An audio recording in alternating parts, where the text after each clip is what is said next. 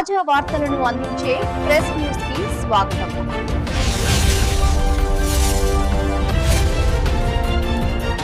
దళారుల దోపిడీ కోసమే సీసీఐ కాపాస్ కిసాన్ యాప్. పత్తి రైతుల ఐటీ ఉద్యోగులు కారు. గతంలో ఏనాడు లేనటువంటి కఠినమైన నిబంధనలతో సీసీఐ పత్తి కొనుగోలు ప్రక్రియ రైతులు కష్టపడి పండించిన పంటలకు మద్దతు ధర రాకుండా కేంద్ర రాష్ట్ర ప్రభుత్వాలు నిబంధనల పేరుతో కుట్ర చేస్తున్నవి. బీఆర్ఎస్ రాష్ట్ర సీనియర్ నేత మరియు మాజీ శాసనసభ్యులు గౌరవ శ్రీ పెద్ది సుదర్శన్ రెడ్డి గారు ఈ సందర్భంగా మాట్లాడుతూ కపాస్ యాప్ డౌన్లోడ్ చేసుకుని పట్టా పుస్తకం కలిగిన రైతులు మాత్రమే పత్తిని అమ్ముకోవాలని, అది కూడా కేవలం 3 సార్లు మాత్రమే అవకాశం ఇస్తామని, అది ఉపయోగించుకొని రైతుకు బ్లాక్ లిస్ట్ లో పెడతామని చెప్పడం బాధాకరం. గతంలో కూడా సీసీఐ కొనుగోలు ఉండేది. కేసీఆర్ గారు 10 సంవత్సరాల పాలనలో ఎన్నడూ లేనటువంటి కఠినమైన నిబంధనలు పెట్టి కపాస్ యాప్ అనేది ఒకటి తీసుకొచ్చి ఆ కపాస్ యాప్ను డౌన్లోడ్ చేసుకోవాలని, డౌన్లోడ్ చేసుకున్న తర్వాత దాంట్లో ఓటీపీ వస్తుందని, తద్వారా అది కనెక్ట్ అయ్యి రైతు పట్టా భూమి ఉన్నటువంటి వారికి మాత్రమే అది కనెక్ట్ అవుతుందని, ఫోన్ నెంబర్ కూడా వాళ్ళ పేరు మీద ఉంటే తప్ప అది కనెక్ట్ కాదని, ఆ తర్వాత డౌన్లోడ్ చేసుకున్నటువంటి తర్వాత వారికి సంబంధించినటువంటి పట్టా విస్తీర్ణ వివరాలు అన్నీ కూడా అప్లోడ్ చేసిన తర్వాత 3 సార్లు పత్తి అమ్ముకునే అవకాశం మాత్రమే ఇస్తాము. 3 సార్లు కనుక ఆప్షన్ కనుక రైతు వాడుకోకుంటే, ఏదైనా కారణాల చేత మీద పత్తి కనుక జిన్నింగ్ మిల్లు వద్దకు తీసుకురాకుంటే, కాంటా కనుక కాకుంటే వారిని బ్లాక్ లిస్ట్లో పెడతామనేటువంటి నిబంధనలు పెట్టారు.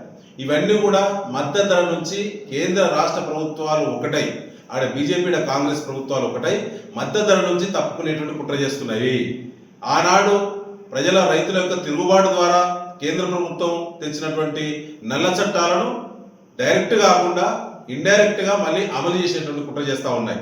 ఇవాళ రైతు కష్టపడి పండించినటువంటి పత్తి ఈ సంవత్సరం దాదాపు ఇప్పటికి 70% పత్తి ఏరడం కానీ, తర్వాత అది ప్రైవేట్ మార్కెట్లకు దళాల చేతికి పోవడం కానీ ఇప్పటికే జరిగింది. కానీ సీసీఐ కొనుగోలు కేంద్రాలు ఇంకా మరి ఎక్కడైతే గుర్తించినటువంటి సీసీఐ కొనుగోలు కేంద్రాలు ఇప్పటి కూడా ప్రారంభం పూర్తిగా కాలేదు ఈ రాష్ట్రంలో. అంటే దళారుల చేతికి పత్తి పోయిన తర్వాత ఇవాళ ఈ యాప్ తీసుకొచ్చి కపాస్ యాప్ అని చెప్పి తీసుకొచ్చి యాప్ అప్లోడ్ చేసే విధానం అవన్నీ చూస్తే వ్యవసాయ రైతులు ఏమైనా ఐటీ ఉద్యోగులు అనుకుంటున్నారా?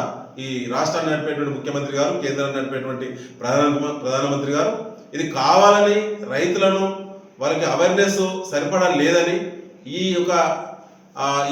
యొక్క సూచనలన్నీ కూడా వాళ్ళు ఫాలో కారని, తద్వారా వాళ్ళు దళాల చేతికి పోవడం కోసం మాత్రమే ఈ యొక్క కపాస్ యాప్ అనేటువంటి కుట్ర ఇవాళ రైతుల నెత్తి మీద పిడుగులా పడింది.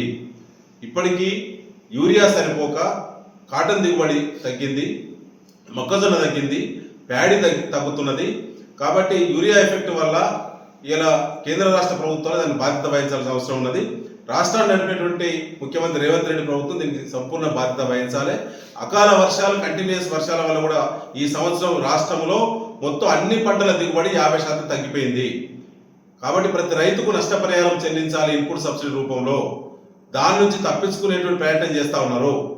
అది కాకుండా ఈ కపాస్ యాప్ తీసుకొచ్చి రైతు నెత్తి మీద పిడుగు వేసి ఇలా రైతులు పండించినటువంటి పత్తిని, ఇతర పంటలను మరి ఇలా దళాల చేతికి వెళ్ళేటువంటి కుట్ర చేస్తూ ఉన్నారు కేంద్ర రాష్ట్ర ప్రభుత్వాలు. ఇది మద్దతు ధరను ఎగ్గొట్టడమే. మద్దతు ధరను ఎగ్గొట్టి దళారుల చేతికి రైతులు చిక్కే ప్రయత్నంలో భాగమే. రైతులను దళారులకు కుదవబెట్టడమే. రైతులను దళారుల దగ్గర పూర్తిగా ముఖాల మీద కూర్చోబెట్టేటువంటి కుట్రలో భాగమే ఈ కపాస్ యాప్ అనేటువంటి కఠిన నిబంధనలు ఇవాళ తెలంగాణ రాష్ట్రంలో సీసీఐ అమలు చేస్తూ ఉన్నది. గత సంవత్సరం సీసీఐలో జరిగినటువంటి భారీ కుంభకోణం, మార్కెట్లను నమ్మి రైతులు మార్కెట్కి పోతే రైతుల పేరులో కాకుండా ఇతర టెంపరీ రిజిస్ట్రేషన్ల పేరు మీద తెలంగాణ రాష్ట్రంలో 137 వ్యవసాయ మార్కెట్లలో కాటన్ కుంభకోణం జరిగింది. పెట్టుబడిదారులు, దళారులు, మధ్యవర్తులు కొన్నటువంటి పత్తిని మద్దతు ధర సీసీఐకి మద్దతు ధరకు పెట్టి బూటకపు పేర్లు, అబద్ధపు పేర్లు పెట్టి టెంపరీ రిజిస్ట్రేషన్స్ తెలంగాణ మార్కెటింగ్ వ్యవసాయ శాఖ చేసింది.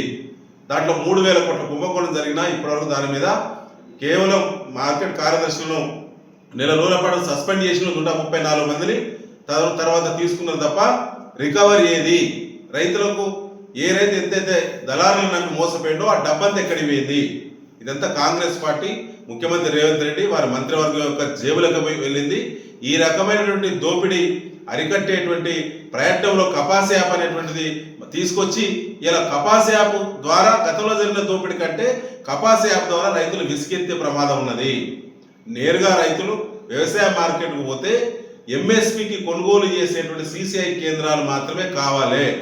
అనేక యూరియా బస్తాల్లో పత్తి రద్దని, ఇతర మరి ప్యాడీ వాడినటువంటి బస్తాల్లో పత్తి రద్దని, మొక్కజొన్న ఎత్తినటువంటి బస్తాల్లో పత్తి తీసుకురావద్దని, ఆ రకమైనటువంటి కఠిన నిబంధనలు అన్నీ కూడా రైతులను మోసం చేయడమే, రైతులను నడ్డి విరవడమే.